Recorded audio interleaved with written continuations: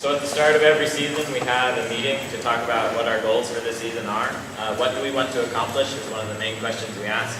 And then, like, what do you want to accomplish by your first tournament, second tournament, etc. How hard do you want to work? So you need to look at how hard you want to work and how well that matches up to your goals. So how does that effort align with your goals? So say, oh, we want to go to Worlds, but we want to meet once a week for 2 hours. Then your coach may need to come in and be like, hey, you're probably going to need to meet more than that, or unless you're super. And then, what do you want your coach to do to help you achieve these goals? How much do you want them to remind you, like, oh, hey, you've been outside playing basketball for 15 minutes, now it's time to come in and work on the robot again. Or it looks like you're dazing off over there, hey, wake up, get back to work. Stuff like that.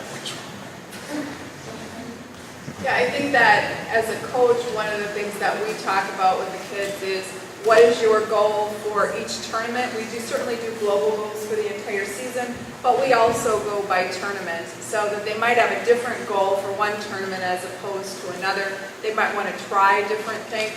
And I think exactly what you said. Sometimes we have to say, okay, well, you think you want to have a brand new arm. Well, if you want a brand new arm, the consequence of that choice is your current schedule is 2 days a week. You're going to have to kick it up to 3 or 4 days a week if we're going to make this tournament with that new arm. So it's really helping the kids do time management, I think, and understanding what it is they want and what it's going to take to get them there. Question? Yeah. Could you guys just describe what your regular team schedule would be for a week during the regular tournament season? Okay, so we have 14, at least for us, 14 scheduled hours. So that means we meet twice a week for 3 hours in the afternoon. And then on Saturdays we meet for 8 hours, so most of our Saturday days. And that can change, so if there's a tournament coming up, we need to get something done. So 2 years ago, we basically completely redesigned our robot in like 3 weeks.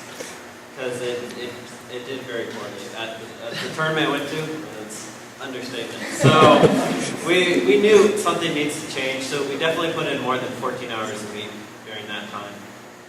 But once again, the lines up with your goals. We set the goal, we want to go to World and win, so to do that. Another thing for us is just where we meet. So we meet in the Diamond's house, so that's open to us all the time versus like we're going to meet in school. You're going to need to plan, oh, if we need extra time and it's Thursday, maybe we need to meet Friday because the school is going to be closed or there's something going on Saturday or something. And we have shop space. We have shop space and we meet twice a week. We meet Wednesdays and Sunday afternoons. But like you guys, if there's something that's coming up, we'll do it. Now, we do have 3 girls on the team who run cross country. So the advantage of that, if you have 3 team members who are all on the same team, we can then flex our schedule. So normally we go to 5:30. We don't get done running until like 5:30. So we switched our schedule time down to 6 o'clock. So now we go 6 to 8. In addition, if there's a meet, we can switch our schedule around. So it really depends a lot on your team, how many kids you have, and what works better. And our time usually ramps up as we get into Christmas break. We're usually almost in the day. So, yeah. Well, we were talking a little earlier, too, is how much time do y'all spend when you're not at practice still working on stuff on your own? Sure. Because it's a lot, and I'm interested in who you're and any other teams. We found we struggle with homework. That's just one of the things about our team. So I know we spent a lot of off hours on things like the promote video and the Compass Award. Those were a lot of off practice hours. But for the most part, we keep robotics to practice. Right. We may make the practice run longer instead of doing homework because we struggle with actually completing it and bringing it, making sure everyone has it done. We get distracted sometimes a little bit.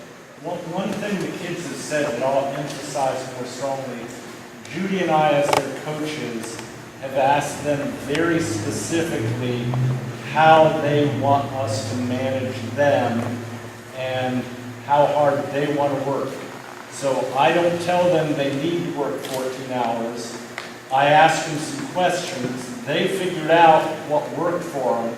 And then I say, okay, if you said you want to work 14 hours, what do you want me to do to help you stay focused for 14 hours a week?